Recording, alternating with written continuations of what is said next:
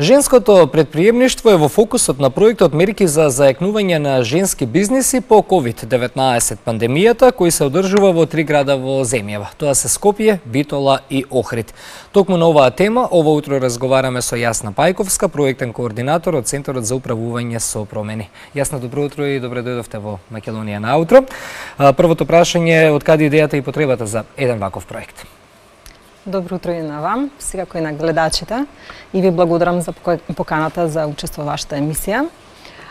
Проектот Мерки за јакнување на женските бизниси по COVID-19 е спроведуван од Центарот за управување со промени и со поддршка од Balkan Trust for Democracy. Главната идеја на овој проект е пред се да се идентификуваат кои се последиците и предизвиците со кои што се соочуваат женските бизниси во услови на COVID и секако да се дадат и на целосна поддршка за надминување на овие последици преку напредување на бизнис практиките, дигитализација на процесите на работење, уведување на онлайн продажба, маркетинг кампања и слично.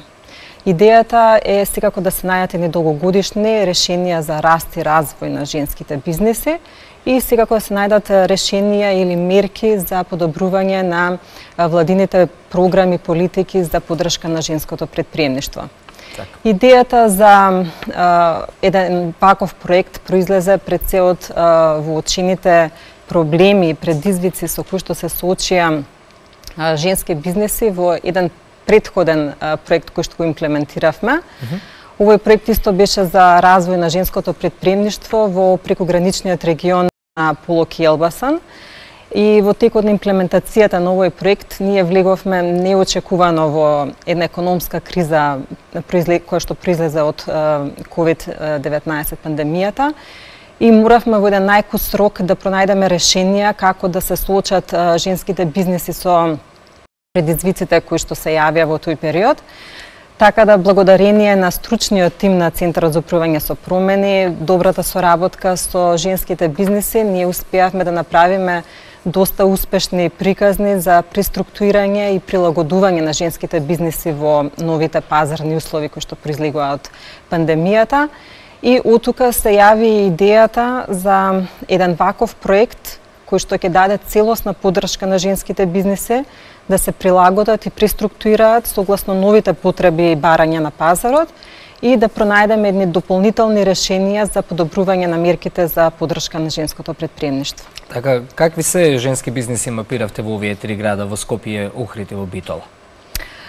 Ние се потрудивме да мапираме што повеќе женски бизниси. За таа цел стапивме во контакт со општините од овие градови, регионалните центри, стопанските комори, секако издружени организации кои што работат во оваа област. И дојдовме до еден солиден број на женски бизниси од различни сектори. Така. При тоа избравме врз основа на претходни критериуми, се разбира и постапки на избор, 9 женски бизниси, по 3 од секој од овој град, кои што влегува во менторската програма. Тие се исто така од различни сектори. Тука имаме Центар за физикална и кинезитерапија, едукативен центар за деца, производство на здрава храна, производство на декоративни елементи за домот, филигранство, изработка на накит и слично. Така. На кој начин се идентификуваат последиците на бизнисите, бидејќи зборуваме за олеснување на последиците кои што ги донесе како проблеми COVID-19? Да, последиците и предизвиците ги идентификувавме првенствено преку организирање на 3 фокус групи во 3 града, Скопје, Охрид и Битола. Новие фокус групи учествуваа жени предприемачки, кои што ги споделија со нас своите искуства, проблеми со кои што се соочуваат. Се дискутираше за тоа колку се искористени мерките од државата, кои дополнителни мерки би можеле да придонесат за нивен понатамушен развој. Дополнително, исто како што напоменав, бевме во контакт и остваривме соодноси со клучни стейкхолдери во областа на женското предприемништво и секако продолжуваме понатаму со идентификување и на оние предизвици кои што ќе следат во следниот период. Еден од позитивните предизвици кои што некако го зазема својот примат од како почна пандемијата, тоа е дигитализацијата. Па би сакал да прашам колку е важна според вас дигитализацијата на малите бизници, за малите бизници и што тоа значи за нив? Дигитализацијата како процес за унапредување на работните процеси не е значен само за големите предпријатија, тој е значен и за малите компании, секако. Дигитализацијата значи унапредување на работните процеси во смисла на поголема организација, точност, навременост на работните процеси, воведување на онлайн продажба, воведување на онлайн следење на практиките на работењето, со што доведува до поголема продуктивност. Особено е значено во услови на COVID, кога контактите со клиентите се сведени на минимум, се практикува работа од дома и слично. Токму затоа и една од главните цели беше на проектот е дигитална трансформација на малите бизниси со цел полесно се прилагодат новите услови. Така, со какви вештини се стекнаа жените учеснички во проектот? Да, во проектот имаме повеќе предвидено повеќе обуки за жените предприемачки.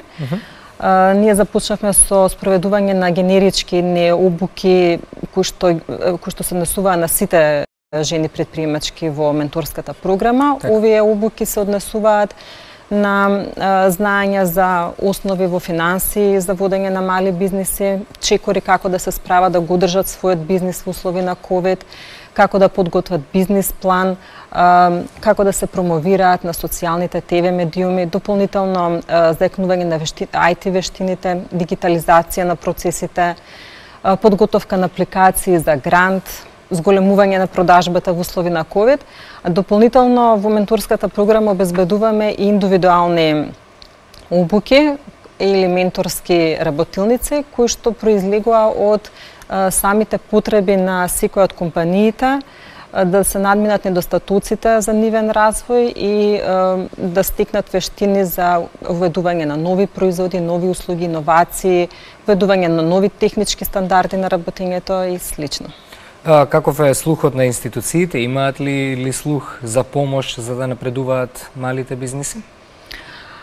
Да, секако ние, како што спомна, веќе стапивме во контакт со клучните стейкхолдери во областа на женското предприемништво и ги презентиравме кои се најголемите предизвици со кои што се соочуваат женските бизниси во овој период. Дополнително дискутиравме за можните мерки за подобрување и поголема поддршка на женското предприемништво. Исто така остваривме и средба со првата дама на Република Северна Македонија, госпоѓа Елизабета Ѓоргиевска и нејзиниот тим, кои што се големи поддржувачи на женското предприемништво.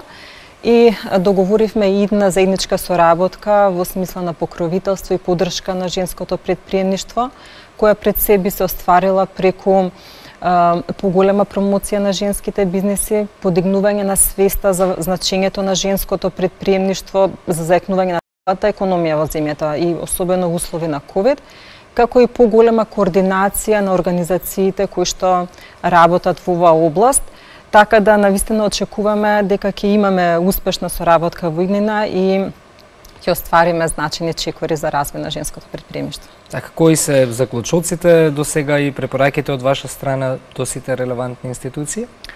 Препораките се секако дека предприемачкиот потенцијал кај жената е еден неискористен извор за економски развој и вработеност кој што секако треба да се активира. Затоа стратегијата за развој на женско предприемништво треба да има за главна цел заекнување на улогата на жената и обезбедување една поволна бизнис клима во која што не само што ќе се овозможи заекнување на постоечките женски бизниси, меѓутоа отварање на нови женски бизниси, нови работни места, кои во крајна линија ќе доведат до заекнување на целата економија во земјата и да се креираат еден сет на комплементарни мерки и политики од страна на владините институции за поддршка на женското предприемништво. Така. И за крај, кои се предизвиците за 2022 година околу проектот? Предизвици секако имаме, согласно со оваа ситуација предизвикана од пандемијата COVID-19, ние имаме предвидено ризици кои што може да се случат, меѓутоа има и непредвидливи ризици, како на пример нови рестриктивни мерки од страна на државата, нови протоколи за одржување на настани, нарушување на здравствената состава на некои од предприемачите кои што се дел од проектот. Но секако наш најголем предизвик е да оствариме и да ги надминеме очекуваните резултати и цели на проектот, да направиме значаен исчекор во развојот на женското предприемништво и токму затоа нашиот фокус и внимание на развој на женските бизниси и подобрување на мерките за развој на женското предприемништво. Благодарам за гостувањето, ќе ги следиме активностите на проектот и секако за нови информации и свежи очекуваме ново гостување во Македонија наутро. Ви благодарам многу. Благодарам уште еднаш.